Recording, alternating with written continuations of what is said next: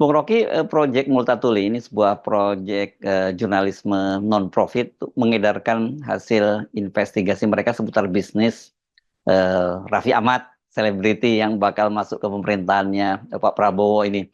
Kalau kita lihat grafisnya ini sangat terlihat bagaimana Raffi ini berada di antara pusaran bisnis putra Presiden Jokowi, termasuk juga Presiden terpilih, Wakil Presiden terpilih Gibran Rakabuming dan anak-anak muda ini yang terkait dengan bisnis kelompok besar, kelompok usaha besar. Salah satunya Sinar Mas jelas ya, yang juga sekarang ini petingginya akan menjadi wakil menjadi anggota Dewan Pertimbangan Presiden One Team Press. Iya, akhirnya banyak data yang dimunculkan menjelang pelantikan Pak Prabowo. Tentu itu dimaksudkan untuk meminta perhatian publik terhadap hal-hal yang masih menjadi isu publik, masih menjadi topik pembicaraan menjelang pembentukan kabinet Pak Prabowo. Saya kira ini penting supaya ada semacam audit eksternal terhadap tokoh-tokoh yang akan ada di sekitar kekuasaan Pak Prabowo. Tapi yang beredar hari ini soal jaringan bisnis saudara Raffi itu yang dibuka oleh Multatuli Project juga menunjukkan bahwa Indonesia tidak kekurangan data atau tidak kekurangan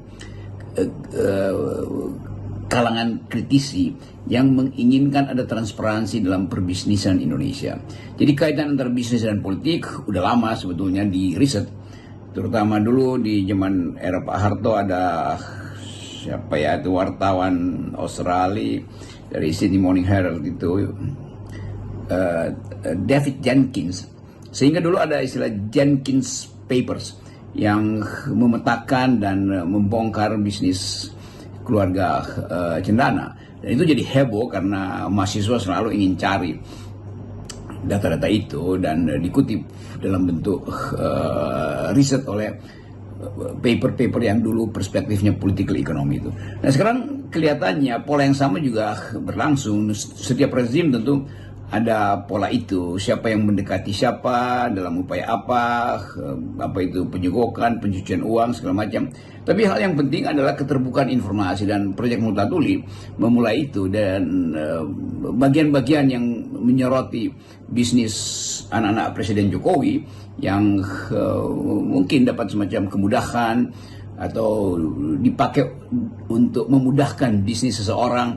Jadi semua hal yang pada hari-hari ini kita pahami sebagai informasi publik itu harus kita lindungi data itu atau peta-peta semacam itu. Kan ini dibuat peta-peta supaya mudah atau grafis supaya mudah dimengerti.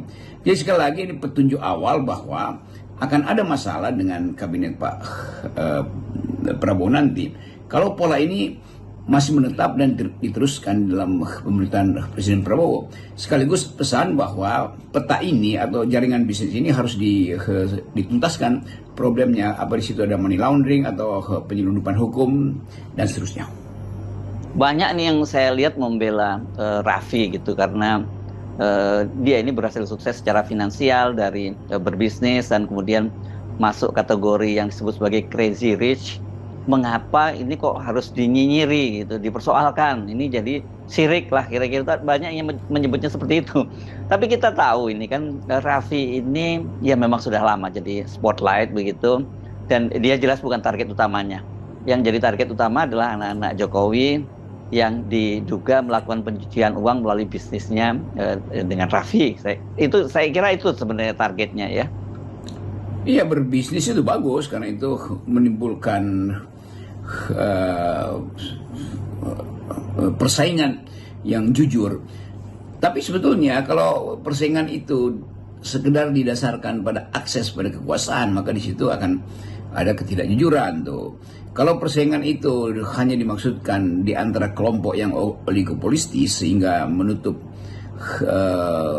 lawan bersaing dalam bisnis, itu juga dianggap tidak jujur. Jadi hukum kita cukup untuk mengetahui apakah ini bisnis yang jujur atau sengaja dipakai hanya sekedar dalam upaya untuk menggait atau mendekatkan diri dengan kekuasaan. Itu hal yang harus diperiksa sebetulnya, dan data-data itu cukup untuk diperlihatkan pada publik bahwa koneksi-koneksi bisnis dan politik di Indonesia ini memang masih berlanjut dan agak transparan. Multatuli Project ini memaparkan data-data itu.